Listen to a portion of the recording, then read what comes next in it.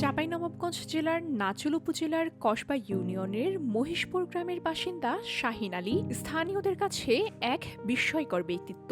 মানসিক ও বাক প্রতিবন্ধী এই তরুণ প্রায় ২৪ বছর ধরে নিরবিচ্ছিন্নভাবে দৌড়ের মাধ্যমেই তার জীবনকে অতিবাহিত করছেন। ছোটবেলায় হাঁটতে শেখার পর থেকেই তার মধ্যে দৌড়ানোর এক অদ্ভুত অভ্যাস গড়ে ওঠে, যা সময়ের সঙ্গে সঙ্গে আরও দৃঢ় হয়।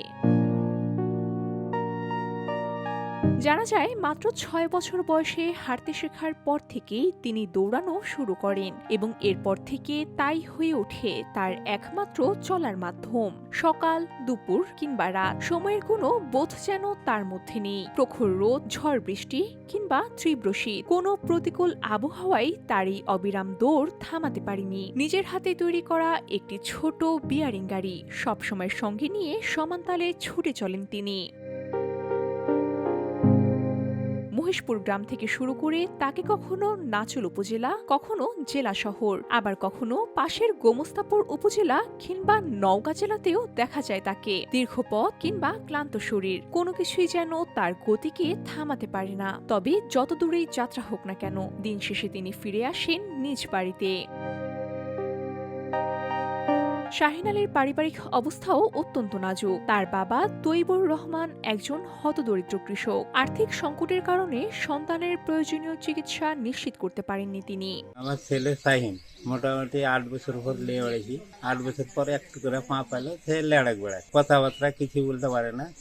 ছোট তনি এই অবস্থা যে বহুত একটু চিকিৎসা করলাম যে হাতে কথাবার্তা বলতে পারবে, সে বলতে পারল না। স্থানীয় বাসিন্দারা জানান শাহিনের আচরণে কোনো সহিংসতা নেই, বরং শান্ত স্বভাবের এই তরুণকে সবাই স্নেহ করেন। পথে ঘাটে অনেকেই তাকে খাবার ও কিছু পরিমাণে অর্থ দিয়ে সাহায্য করেন।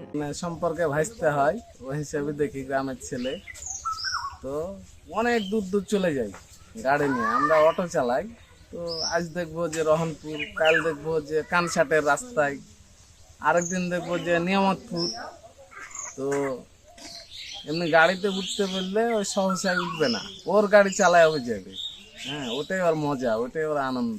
যথাসময়ে চিকিৎসা পেলে শাহিনের অবস্থার উন্নতি সম্ভব, তাই তারা সরকারের কাছে তার জন্য বিশেষ সহযোগিতার দাবি জানিয়েছেন। এনকে ছোটবেলা থেকে দেখি এ সব সময় দৌড়াতে থাকে, ওই গাড়ি নিয়েই হলো সব সময় দৌড়ায়, যে দেখি যায় ওই দৌড়াতে থাকে। ছোট কাল থেকেই দেখি ওই দৌড়ায়, ওই কোনো সময় হাঁটা অবস্থায় দেখিনি। শাহিন বর্তমানে সমাজ সেবা অধিদপ্তরের প্রতিবন্ধী ভাতাভোগী। সংশ্লিষ্ট কর্মকর্তারা জানিয়েছেন তার জন্য অতিরিক্ত সহায়তার বিষয়টিও বিবেচনায় রয়েছে। শাহিন আলী নাচল উপজেলার কসবা গ্রামের, ওনার ভিডিওটি আমরাও দেখেছি।